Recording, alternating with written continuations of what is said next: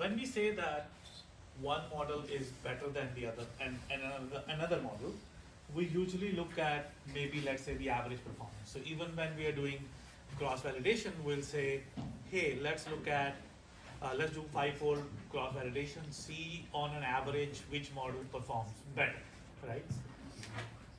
So what today is about a bunch of things actually. It's about how to uh, do evaluation that goes beyond just what like mathematical theory tells us, because many of the current mathematical theory fails when it comes to talking about large scale neural networks. It's also about robustness. So if I'm saying model A is better than model B, um, is on an average enough, right? So here, for example, you have uh, two models, the green model and the blue model, and you see that in all of these cases, the blue model is better than the green model, right? So what we are doing is we are doing, let's say, maybe some n-fold cross validation. We do repeated experiments, right? And it's not always that the green model is going to be worse. It's like sometimes, let's say we are doing the example we took for the click-through data, or let's say you are evaluating two search engines and their response time to various queries. Certain queries, certain search engines might be better. Many more queries, maybe search engine B is actually better than A, right? So now on an average, search engine B might be better. But when can we say with a little more confidence that robustly the search engine B is better than search engine A, for example, right? So here you see all of these three cases. The blue model is better than the green model, right? But can you say with a little more confidence which is the best case scenario, where we can say with more confidence that the blue model is better than the green model?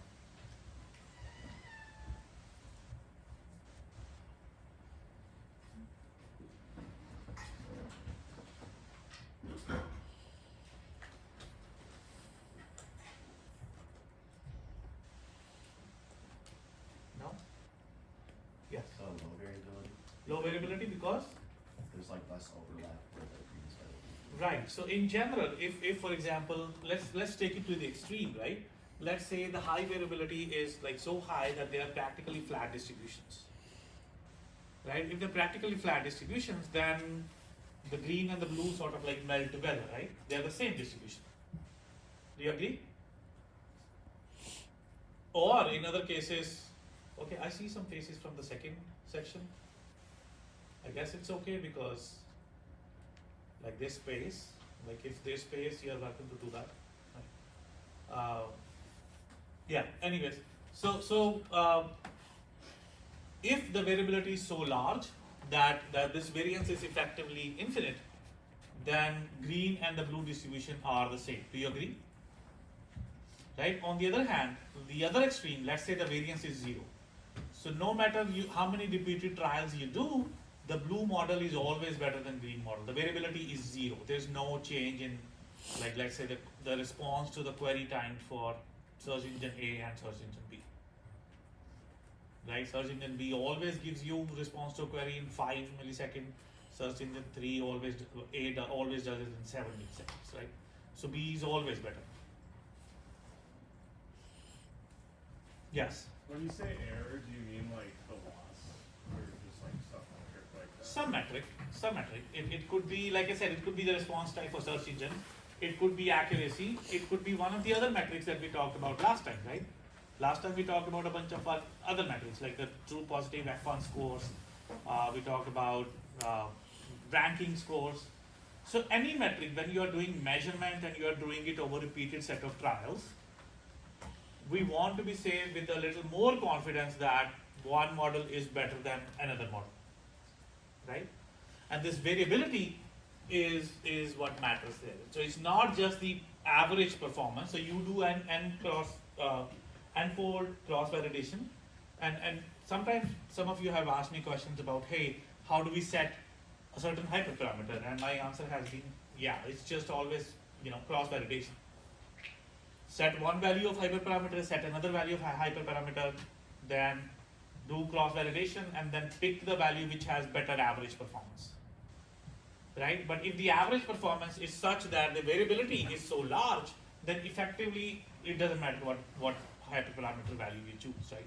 So when you're doing model selection, in terms of hyperparameter selection or just choosing what modeling space to work with, it's not just the average that's important. To be more robust about, to be more confident about your choice of models, you also have to look at variability, right? And this is where significance testing comes in, where we don't just look at the average, we look at their corresponding variances and then try to capture how we can ensure with a certain probability that model B is always better than, not always, but like with high probability, let's say model B is better than model A. Yes, people have seen significance testing before, right? In this course, in other courses. Does anyone want to do a quick recap? What is significance testing?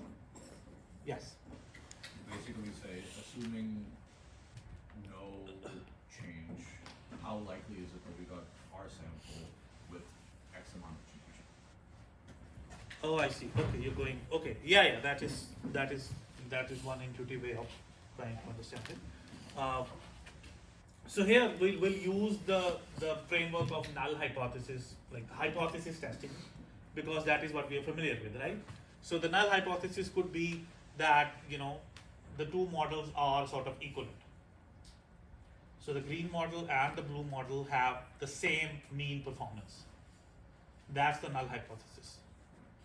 So now what do? We do repeated trials, right? And if we can say that the p-value is smaller than 5%, right? If we do repeated trials, we record their differences, and if in less than 5% we see, in less than 5% of the cases we see that it does not hold, then we reject the null hypothesis, right?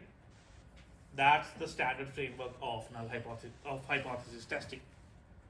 But obviously there's a limited number of trials we can do. So then what we do is we assume that there is some distribution from which the data is being generated. So last time we talked about a good fit here is maybe the student t distribution, right? And then we do our tests a few number of times, right? And then we calculate the means and we calculate the variances, and then we see how many degrees of freedom would those many trials fit in for the corresponding student t distribution. And then we check from the tables. And then if the data that we are seeing is unlikely to be generated by random chance, then we say that yes, the null hypothesis should be rejected because there is enough evidence in the experiments that we did that the two means cannot be equal. So it's just exactly the framework of hypothesis testing that we have seen before. It's just we are applying it for significance testing. In this case, trying to differentiate between the distributions of two models, their metrics, and then seeing if one model is convincingly better than another model. Yes? Everything else is the same that we've already talked about. Okay. So let's start talking about robustness in another way, where we are maybe trying to understand a few other questions that are important in learning. So how much data is enough? Are we underfitting the model or are we overfitting the model? How do we check that? And we'll see that this tool is also useful in other settings, but the tool is called learning curves. So learning curves, the idea is pretty simple. Instead of training on the full data, you randomly subsample 10% of the data, 20% of the data, 30% of the data, till like 100% of the data. And then on those samples, you subset of the overall data, you build a model and you test the model. And you can do this many times just to get an average sort of performance. And then you can plot learning curves, which might look like this. So on x-axis, you have the number of samples or the percentage of data. So maybe you have 10% data, 20% data, 30% data, up till like 100% data, right? The training data. And then you see how the training error, which is the red line, and the test error, which is the blue line, how do they differ, or how similar or close they get, or far away they stay. So here, for example, we see that the generalization error after training with enough data is actually small, and it is converging. Yes?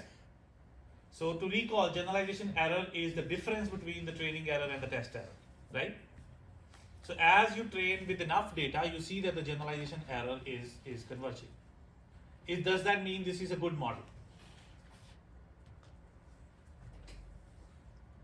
If the generalization error is small, does that mean it's a good model? Yes.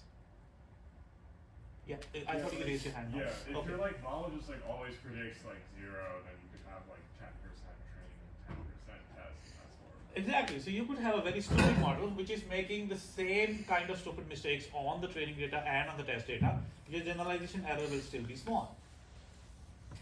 Right? Because generalization by definition is the difference between the training error and test error. Right? So you might have a stupid model which performs bad on training data and test data. By definition, generalization error will still be small. So here, by plotting these generalization curves, you can get a sense of that this model has high bias because the training error is relatively high, and because it has high bias, it will have low variance, right? And so that means the model is not fitting the data very well, and that is also indicated from the high training error itself, right? So this plotting this curve, learning curves tells us about how well we are fitting the data and how much can be possibly a generalization gap in case of in such cases where the model is actually overfitting. So here, as you increase your data set size, you see that there is a large gap between the training error and the test error or the validation error, right? So here the training error is being fitted very well, but it is not generalizing as well. So that means this is a setting of overfitting where there is high bias or low bias. It's on the slides. It's low bias, right? But the variance is going to be high. That is what overfitting means, right? So this trend of how does the gap between the training error and test error behave as we add more and more data into the model can tell us whether we need to enlarge the modeling size, the model space size, or do we need to shrink it? Do we need to make the model more complicated, or do we need to simplify it? What are some ways of simplifying the model?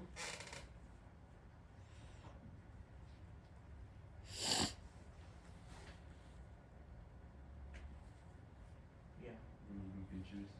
Removing some features, right? Maybe there are some noise features. That's what we saw, like add sparsity, add any form of regularization actually will simplify the model. Okay.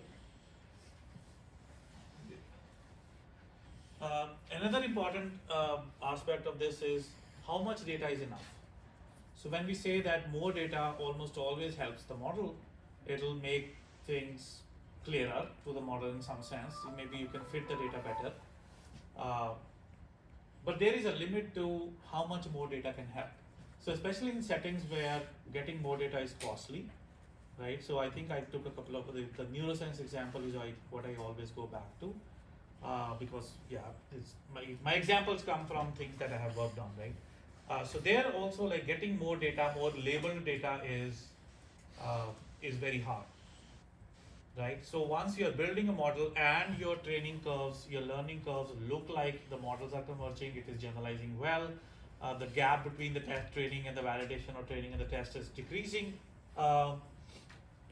then you know that if something like this happens where the test error is getting plateaued, the training error and the test error, or the difference between the two is small, the model is generalizing well. So here, yes, the training error may be looking a little large, so maybe you need to make the model more complicated. But if there is such convergence and the test error is plateauing out, from the trend you can see that if I add more training data, if I get more labeled data, it will not help the model very much. right? So in this case, you'll gain much more by trying to make the model more powerful rather than just getting more data. So here, on the other hand, once you maybe made the model more complicated, you'll see that yes, the test error validation error keeps going down as I'm training on more and more data. That means if I get more data, labeled data, it'll actually help the model more, right? So this goes beyond the algorithmic and design decisions that we have been talking about in the rest of the course. It's more about trying to understand model behavior and make these sort of like meta decisions that can help me, one, understand the models better, and two, try to improve them in a better way. Okay, so we can use learning curves to check for these robustness in the metrics that we have studied in the last class. But interestingly, they have other benefits. So we have seen that they can help us do check for model performance and convergence studies, how well is adding more data helping the model or not. But we can also do practical testing for models which are otherwise very hard to understand, specifically neural networks. I think I mentioned briefly earlier also that many of our existing theory fails on these large-scale models. So then how can we improve that, and can we try to maybe use learning curves to try to at least understand what might be going on here, right? So this is something that you have seen before, generalization error. I just want to do a quick recap of learning theory. So this is also something that we did before. We mostly use uniform stability and VC dimension in the last class. Another tool is Rademacher complexity. The idea is very similar to VC dimension. So in VC dimension, can someone remind me what is the VC dimension? Yes. It's like you take a hypothesis class and you try to see how many points of the training data you can fit without breaking and being unable to express it. Yes, perfect. Okay, great. Yes, thank you. Very well said. So we take a hypothesis class and then we say, in the best possible scenario, how many data points can it shatter? Right? So here shattering means, what does shattering mean? Yes.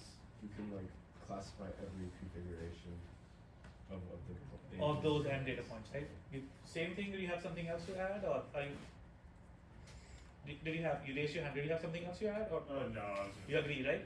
Yeah, so you take n data points and then every possible labeling of those n data points. If one model from that modeling class is, at least one model from that modeling class is able to perfectly predict on, then we say those data points are shattered, right? And more number of data points you can shatter, more powerful the class is, right? That's your VC dimension. Rademacher complexity is doing similar things. It is saying, let me evaluate the risk on any random labeling of my axis. How much will the error look like if I randomize my labeling of my y's on my axis? Right? So we'll not go into the details, but I did want to mention that it is another measure of trying to understand and measure modeling capacity.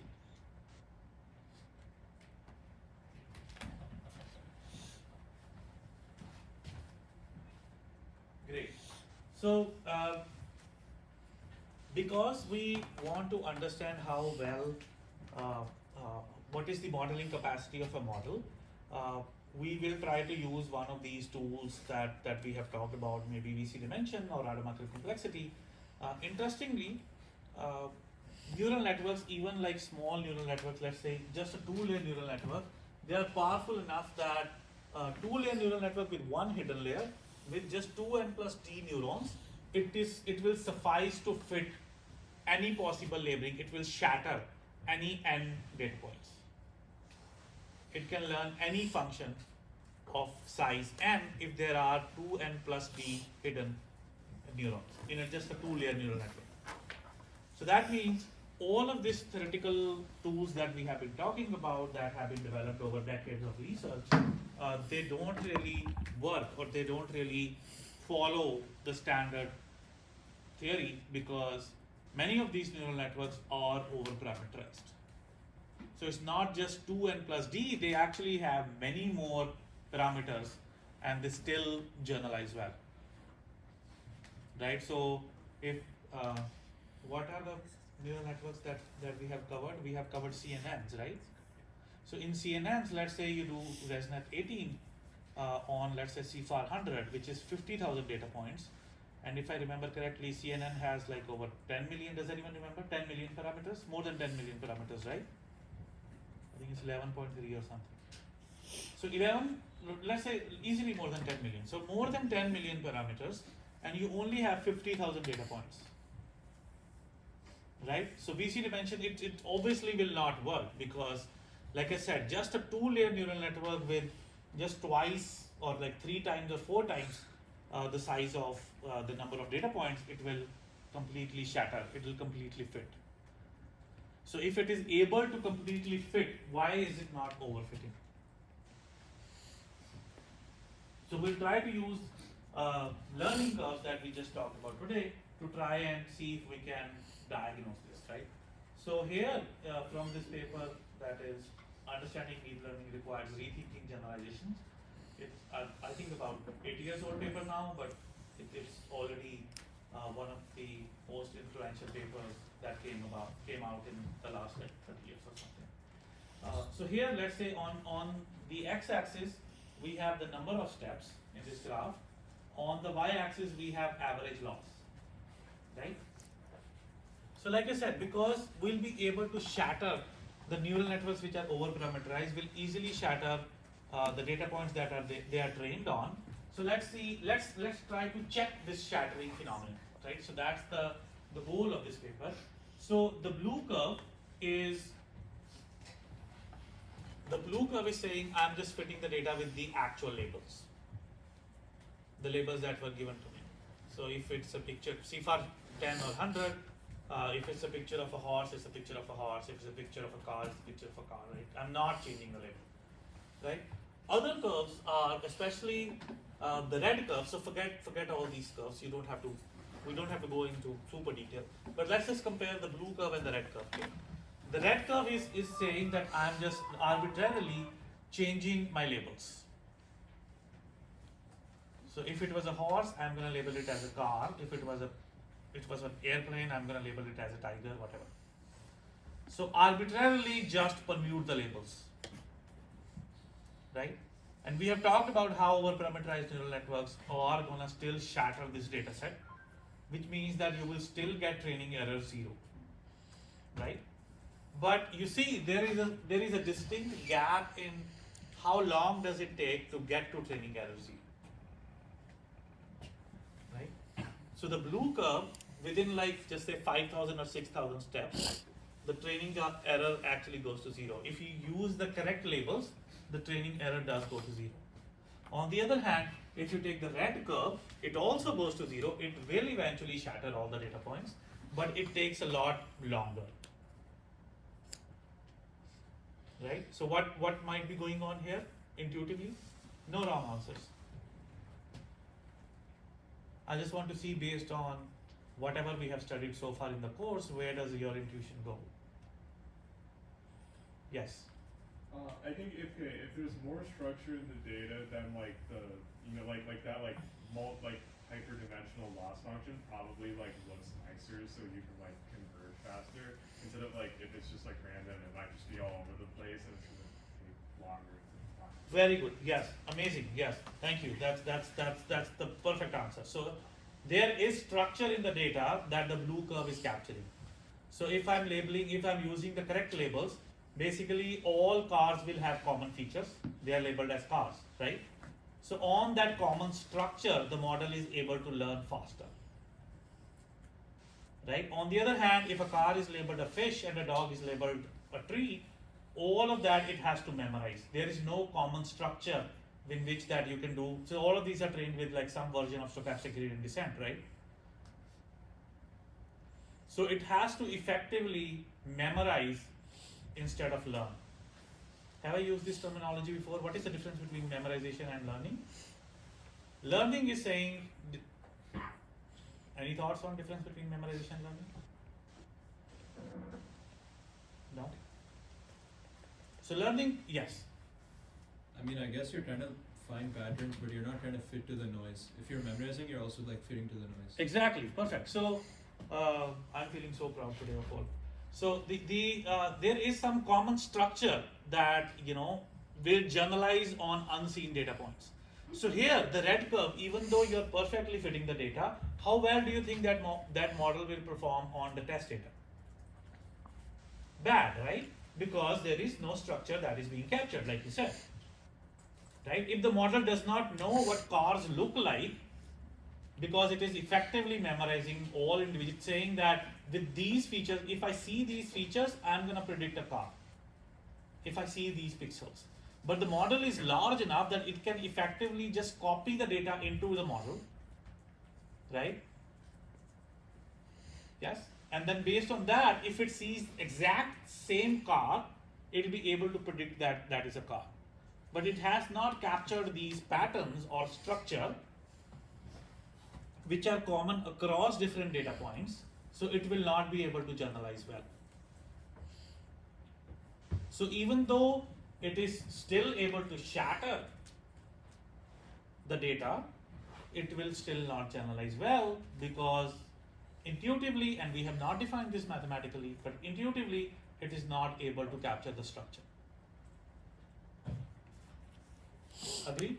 And now you see the learning theory stuff that we have talked about, how that theory falls apart, because shattering in itself is a very loose mechanism. It does not talk about structure at all. And there has been some work that is being done more recently, it is a couple of papers by me also, that talk about how we can define that structure better.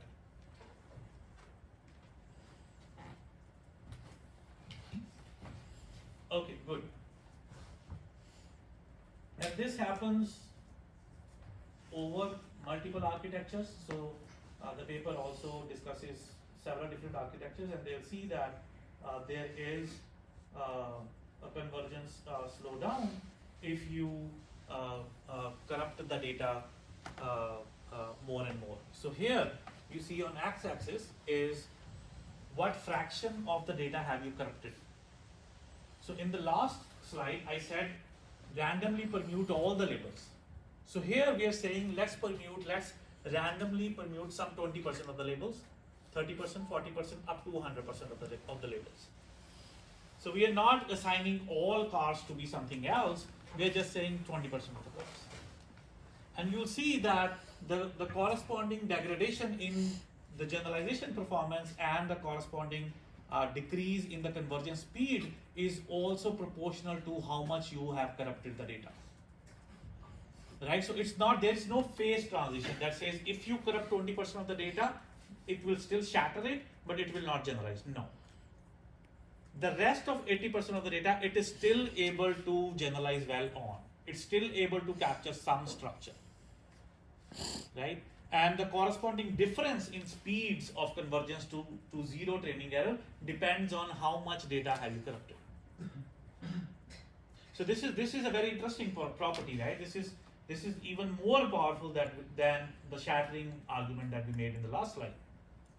This is saying there are some data points which needs to be memorized, but there are many data points or even some data points where there is structure that the model can learn and generalize well on. This set of algorithms and model architectures that we are using are powerful enough that are able to do this smoothly. So if I add more corruption in the data, the degradation in performance is correspondingly more graceful. It does not just stop working abruptly. It degrades more gracefully. So add 20% of corruption, the generalization performance goes down by a little bit, the convergence speed goes down by a little bit, and then as you corrupt more and more data, both of these things go down more and more. right? So even if 80% of the data is corrupted, there's just 20% of actual data, actual signal. You just throw, you don't have to tell the model that this is the 80% that is corrupted and this is the 20% that is not corrupted. No.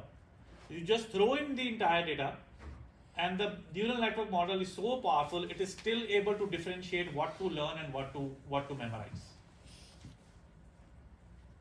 That is a powerful property.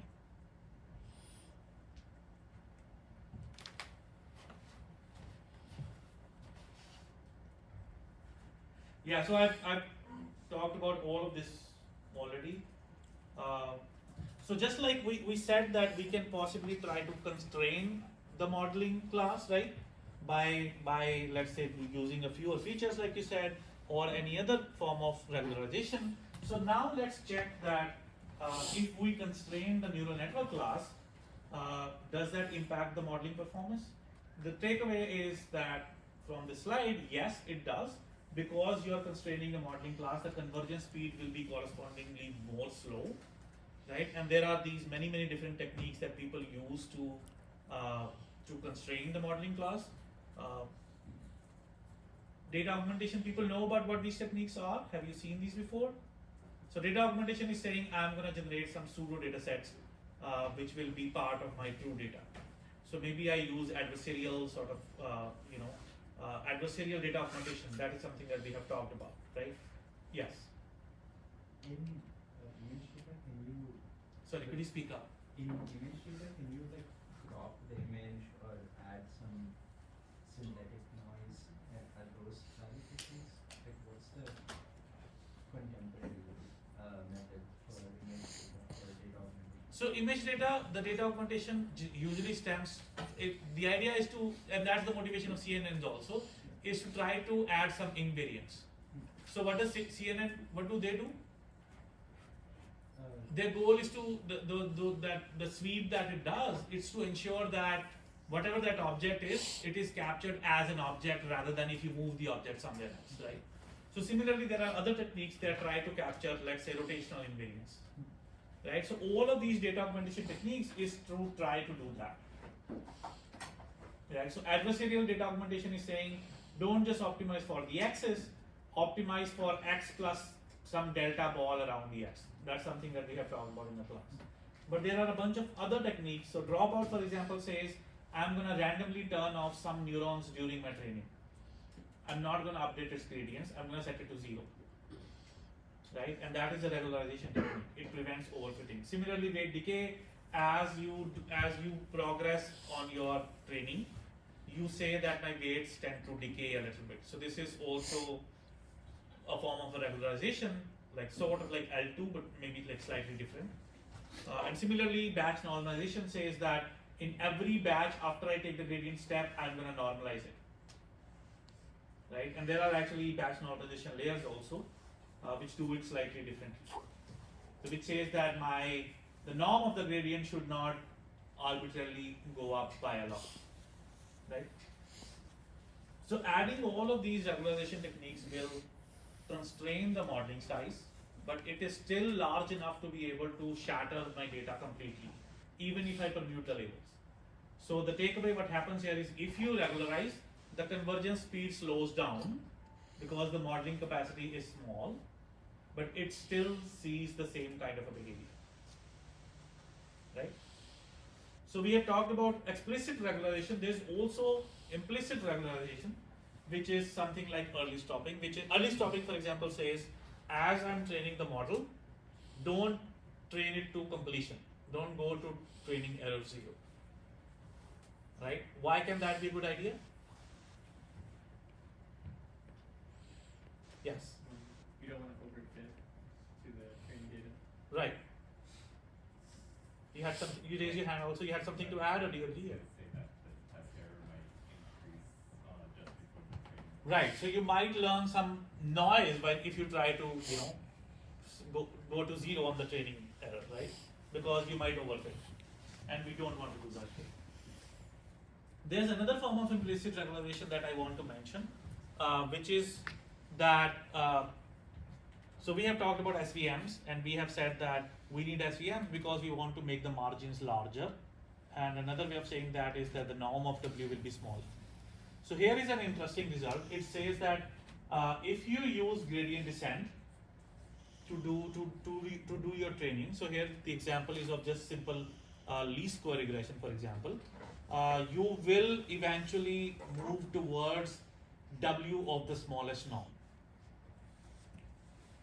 So even though you're not explicitly saying I want to do SVM, you're not doing L2 regularization also, just simple least square loss.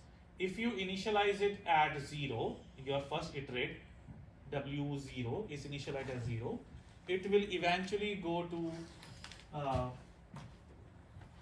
the W that is of minimal norm. So here, for example, if you have an over-parameterized setting, let's say just linear regression, just because the setting is over-parameterized, we have talked about this before, that means the system is underdetermined, right? Which means there will be many possible solutions, right? So if there are many possible solutions, how can we differentiate among them? Now if you take the double derivative, so all of these solutions will have the first derivative obviously equal to 0. But if you take the double derivative, it's just be x transpose x. That's the data covariance matrix.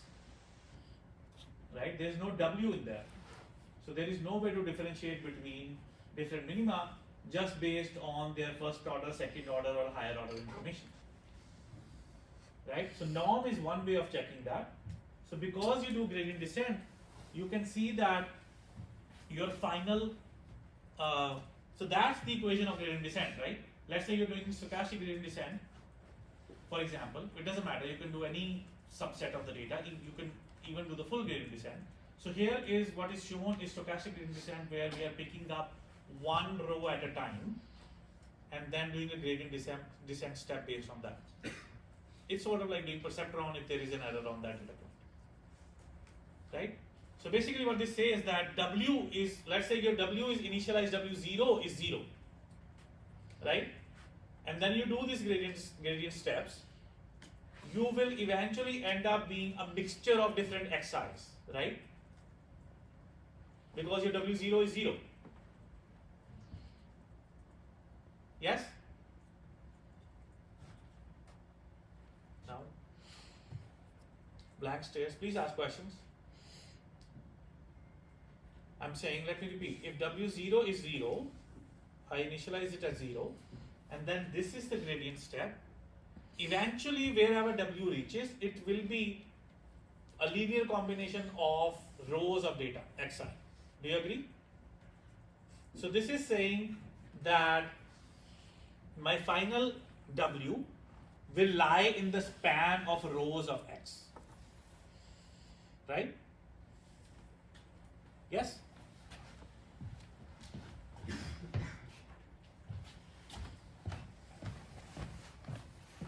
So let's say my final W is after t steps WT. Yes.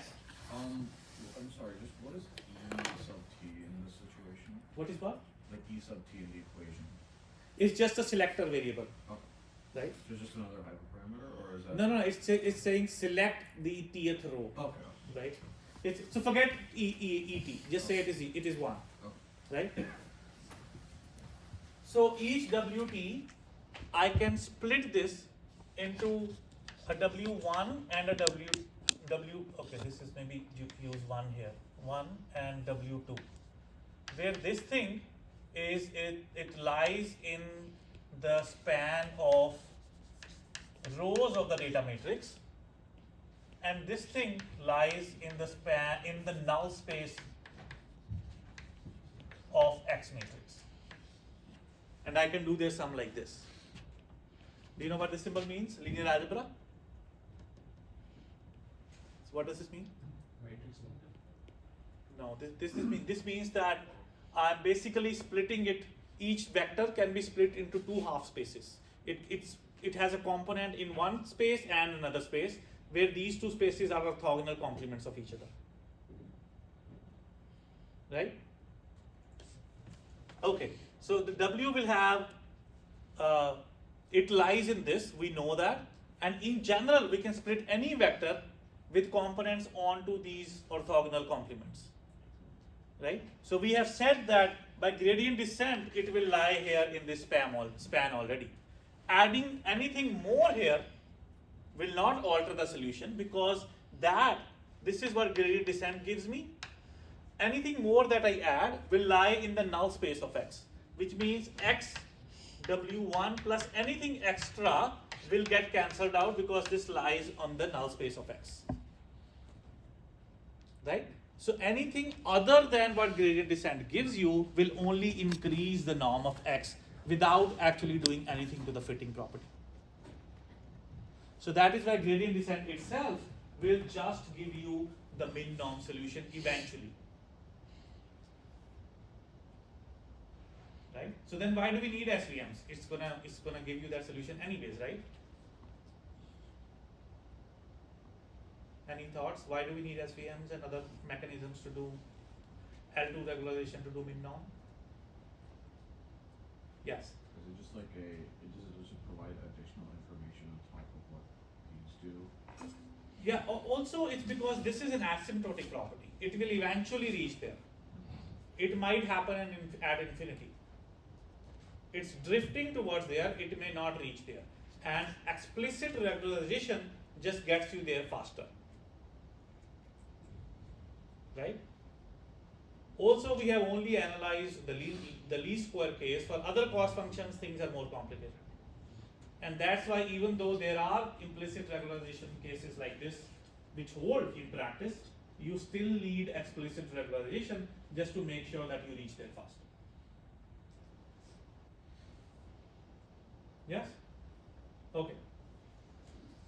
So even though we can try to, explain at least at a high level hand wavy way that this is what might be going on, that all of these structure versus shattering arguments, or saying that there is an algorithmic implicit regularization already built in, which leads to low cost solutions, those are just partial explanations, and I just want to say that this problem is still open and people are still trying to understand why do things work so well in practice for large scale neural networks. Unfortunately, the speed with which the empirical successes are gaining is much faster than the theoretical progress. It's slower, so the gap is actually increasing. So it's more fun to try a neural network on a new data set and see how well it works, rather than trying to understand and work through the math and see why it is working so. So this problem is still open and people are still trying to figure this out. Yes? Okay, I'll stop here. Thank you so much.